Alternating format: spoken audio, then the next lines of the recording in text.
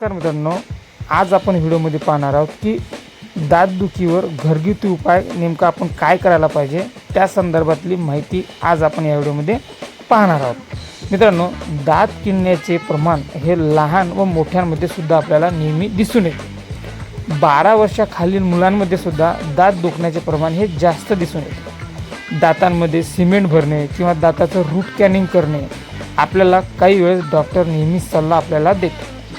लहान मुलांमध्ये आणि मोठ्यांमध्ये दात किडण्याचे प्रमाण नेमकं कशामुळे वाढत चाललं आहे, नेमकी कारणं काय आहे, या संदर्भातच आज आपण माहिती बघणार आहोत।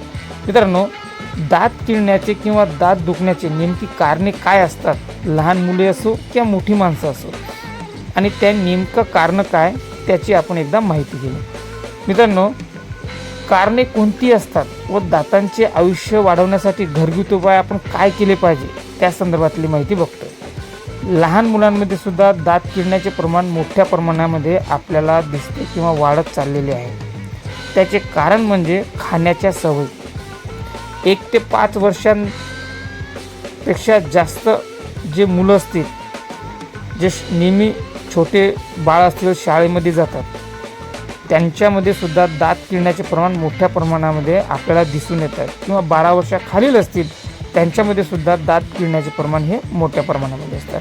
तर नेमकं कारण काय असू शकतो, तर जास्त प्रमाणात शुगरिंग फूड किंवा जेवताना मध्ये मध्ये स्नॅक्स खाणे हा एक सुद्धा कारण असू शकतो। दात दुखी टाळण्यासाठी आपल्याला खाण्याचे सवयीसुद्धा आपल्याला चेंज कराव्या लागतात। दररोज 2 वेळेस आपण ब्रश केलं पाहिजे, सकाळी आणि रात्री झोपताना, जेणेकरून दात हे आपले स्वच्छ राहते।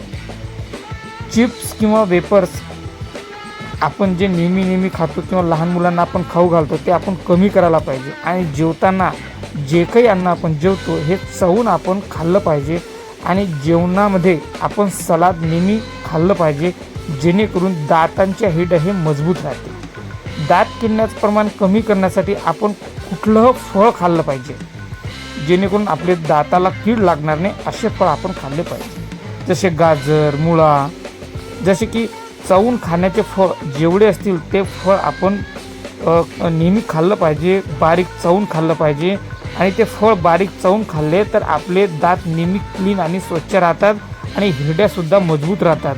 हे सगळे जे आपण आता माहिती बघितली आहे, हे दातांना स्वच्छ ठेवण्यासाठी आणि दाताचं आरोग्य वाढवण्यासाठी, दाताचं आयुष्य वाढवण्यासाठी ह्या सगळ्या टिप्स होत्या। मित्रांनो, ह्या आहेत आपल्या घरगुती उपाय। आपण नेहमी त्या टिप्स आपण घरी फॉलो करू शकतो, आणि आपल्या दातांची निगा आपण नेहमी राखू शकतो। मित्रांनो, तुम्हाला या व्हिडिओमध्ये